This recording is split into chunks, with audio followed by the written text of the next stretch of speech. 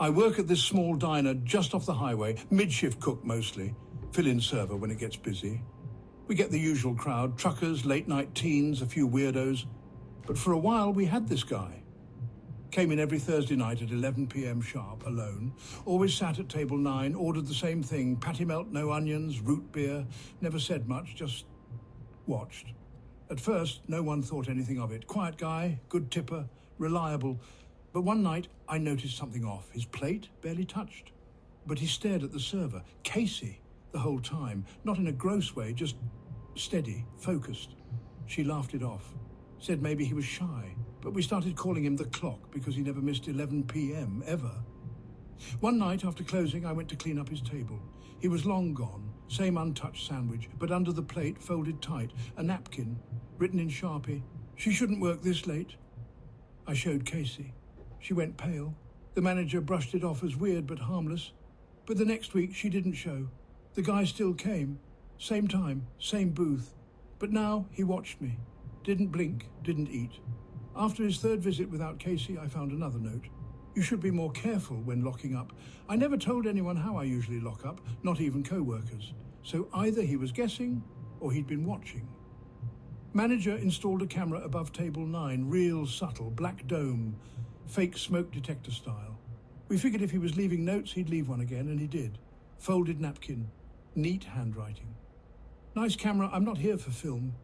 He hadn't even glanced up once, just stared at me. One night after close, I went out back to dump trash. Gate was open.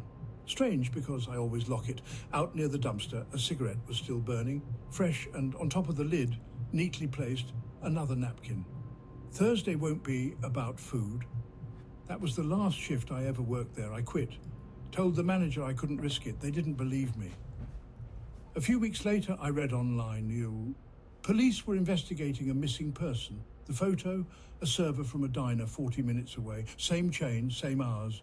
The article said she vanished during her smoke break. I haven't been near a diner since, but every once in a while I get this itch, like I'm being watched again. Then 2 weeks ago, I got an envelope in the mail, no return address. Inside was a single napkin, folded, familiar handwriting. "Don't worry, I remember your sandwich." I never ordered a sandwich.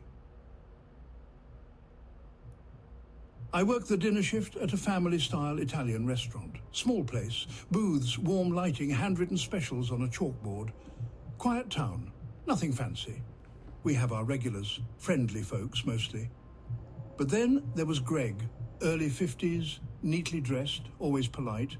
Came in twice a week like clockwork, Tuesday and Friday, 6:30 p.m. sharp, ordered the same thing every time. 2 lasagnas, 1 iced tea, 1 water.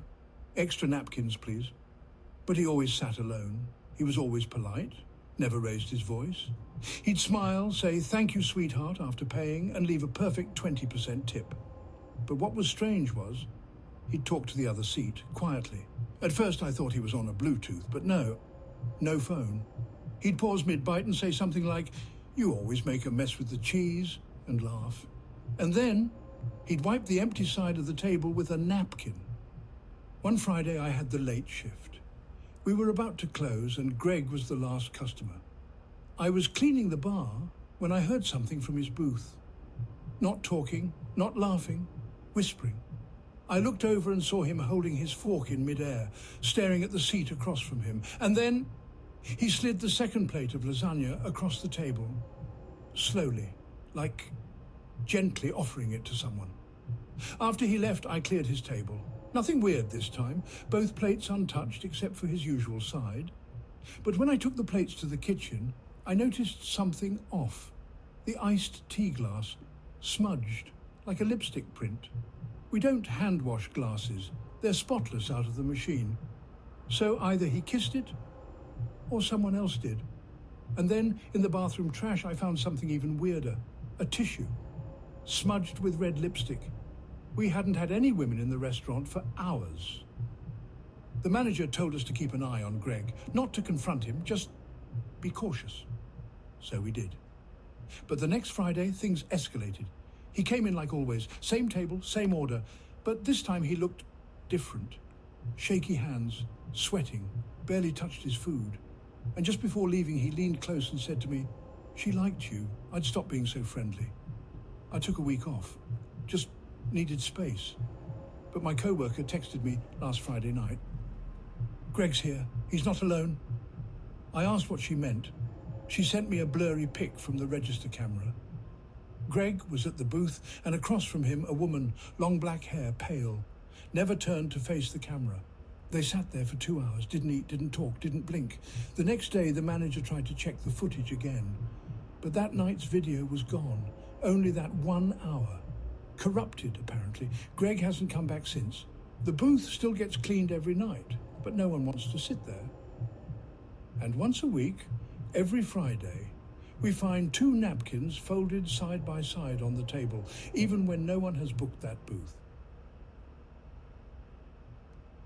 Last Friday night, I went to eat at a place I hadn't tried before.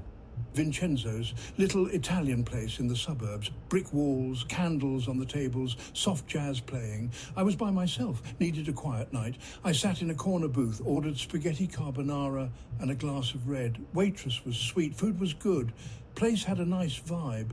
But there was this guy, 2 tables over, mid-40s, baseball cap, button-up shirt, didn't eat, just kept drinking water and watching people. I made eye contact with him once. He didn't look away, just tilted his head a little and gave a nod. Polite, I guess, but something about it gave me goosebumps. I finished dinner fast and skipped dessert, paid cash, left a tip. As I walked out, I glanced back inside. He was still sitting there, still hadn't touched his water. The lot was around the back near an alley. I cut through to get to my car, but halfway there, I heard something behind me, footsteps. I stopped. Silence. I kept walking. Then quick steps, coming closer. I turned around fast. Nothing. Just the empty alley. A few trash bins, faint jazz music still playing from inside. I got into my car, locked the door, took a breath. When I pulled out of the lot, I noticed my receipt sitting on the passenger seat. Weird. I didn't remember putting it there. It had something scribbled on the back. Not handwriting, just a drawing. A sketch of a stick figure, standing behind another stick figure at a table. Under it, dessert is the best part. At home, I couldn't shake it, so I checked my dashcam footage. I leave it running by habit. Rewound to when I parked at Vincenzo's, all normal, until about 10 minutes in. Someone walks past the front of my car, real slow. Stops. It's the guy, cap, button up, holding 2 glasses of water. He just stands there, looking straight into the camera, then walks around the back of my car and out of frame. I called the restaurant the next day, asked about the man. They said no one matching that description came in alone. Only groups that night. And they don't serve water in glasses with no logos. Theirs have the Vincenzo's brand etched on every cup. I checked my dash cam again. The water glasses he held, plain, unmarked. That night, around 2:30 a.m., a single knock on my door. Not pounding, just one knock. Firm, patient. I live on the 2nd floor. No building entry unless someone lets you in. I didn't move, didn't breathe. About 10 minutes later, a soft clink, like glass tapping against wood. In the morning, I opened my door. There was a glass of water on my welcome mat. Just sitting there. Plain tumbler.